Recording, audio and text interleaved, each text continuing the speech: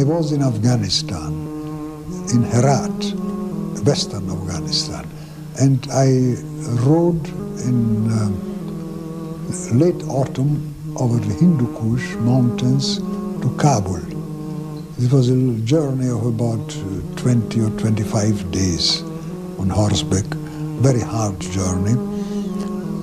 And on one occasion, my horse lost a shoe.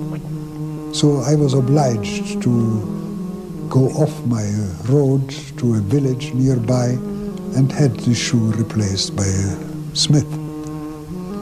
It happened so that the governor, district governor there, learned of the visit of a foreigner and invited me to spend the evening and the night in his house. He was a very friendly man. At that time I spoke Persian fluently after nearly 2 years in Persia and in Afghanistan. So the conversation was easy. We were sitting after dinner and talking about various things, and naturally we came to talk about Islam. And I spoke quite bluntly to him. I told him, "You Muslims are a very strange people. You have the best ethical guidance possible in the Quran. You had the best guide in your Prophet Muhammad. How is it that you have abandoned the ways recommended in the Quran and by the Prophet and have fallen into such a decadence? Why are you acting in so many ways against the precepts of the Quran?" And so it went on discussing.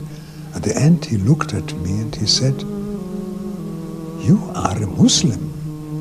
I was quite astonished and I said, "No, it never occurred to me to be a Muslim. I am not." He says, "Oh yes, you are a Muslim, only you don't know it. One day you will come to know it." And these were prophetic words. Later on, when I returned from that journey a few months later, I really became a Muslim. Could you describe for us the actual event of your becoming a Muslim and how that took place? Yes. After my return from my second long journey to the Muslim world, I was living in Berlin and started reading the Quran in translation because my Arabic was still insufficient to read it in its original language. And one day I was discussing it, of course, often with my first wife, who was a German, older than me, and who was equally interested in Islam.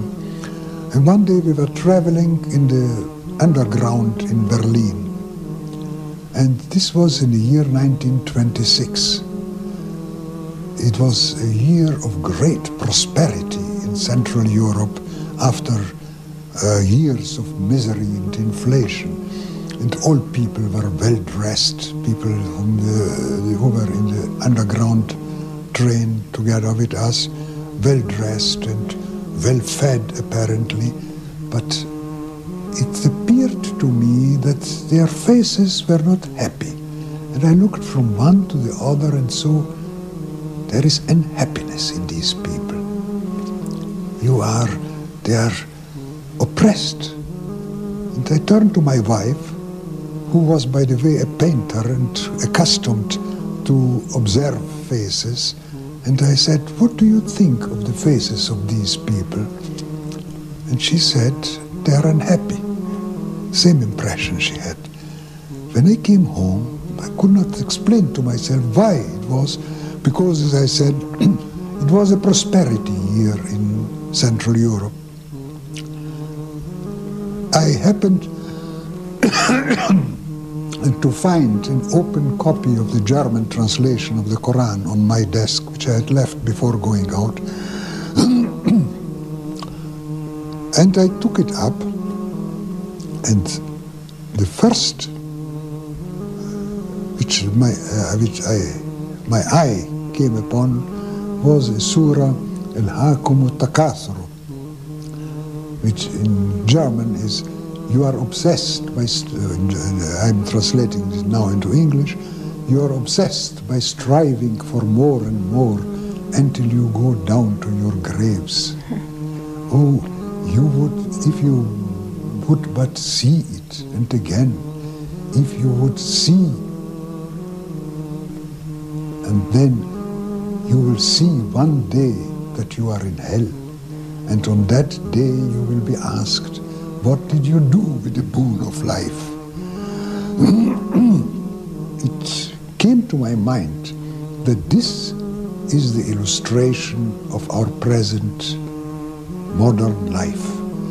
People are unsatisfied, wanting more and more material goods, and are unhappy, and they do not see that they are living in hell now. And God says in this verse, in this surah, one day you will see hell with the eye of certainty, and then you will be asked, what did you do with the boon of life?